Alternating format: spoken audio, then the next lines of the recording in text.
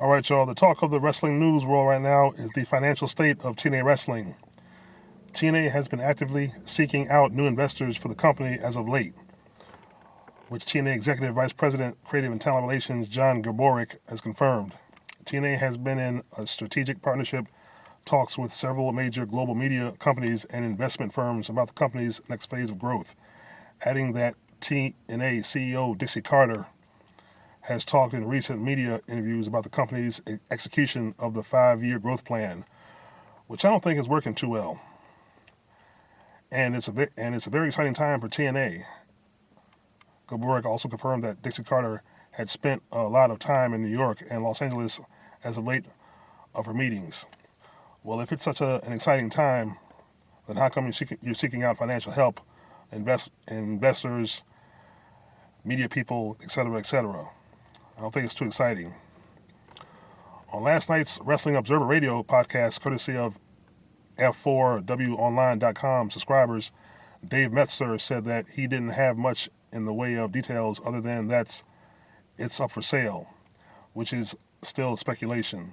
It wasn't entirely clear if he just meant shares or trying to sell outright, but he took a fairly negative point of view since it's not like TNA is in good shape right now and they're losing their biggest name star, Kurt Angle. Of course, those you know, Kurt Angle apparently wants to return to WWE sometime in the near future, and I think that's where Kurt Angle wants to retire. Johnson followed that up this morning with where he addressed some key elements of the story. Panda Energy, which is was TNA's number one financial benefactor, is no longer financing TNA, and the belief is that they haven't been since Jeff Jarrett's minority stake in the company was bought out last year. Panda may still own TNA on paper, but paychecks that used to come from Panda now come from the Nashville, Texas offices, which is TNA's Nashville main base of operations. The newer international TV deals like the Sony 6 in India are enough to keep the company afloat, but not enough to make TNA a player, and Dixie Carter wants TNA to be a player. Yeah, good luck with that in the pro wrestling business right now. Well, we all know who the real player is, Vince McMahon. Of course, that's a problem. Johnson has heard that interest in buying into the company has been shown by a United Kingdom-based group of some kind, with TNA also having meetings in New York and Los Angeles, including meetings at the Pop Network. It's not clear if he means Pop was showing interest in buying to TNA or just that some of the meetings could have been routine meetings with Pop. The company isn't necessarily for sale, with every source specifically telling Johnson that they're looking for partners, but theoretically, if the right offer came along, it's not like they'd dismiss it out of hand, of course. TNA has turned down offers to sell in the past, with one from a group led by Jeff Jarrett and Hermie Sadler. Getting close but not going through when Bob Carter insisted that Dixie must continue to have an on-screen role, Jarrett and Sadler pulled out of the deal because they felt that was dictating creative direction as part of the sale. It doesn't seem like TNA is in good shape right now, especially if Pan Energy is no longer funding them. With that being said, they pulled a rabbit out of their ass before, and it wouldn't be a huge shock if they found a strategic partner.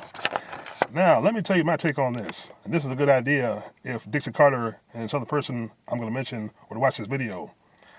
Shane McMahon, who is scheduled to face Undertaker at the Hell in a Cell at WrestleMania. Now, should Shane lose that match if Taker turns heel? Here's what I would do, Shane, if I were you. I would call Dixie Carter right now. I would have a private phone call meeting, and I would make a deal.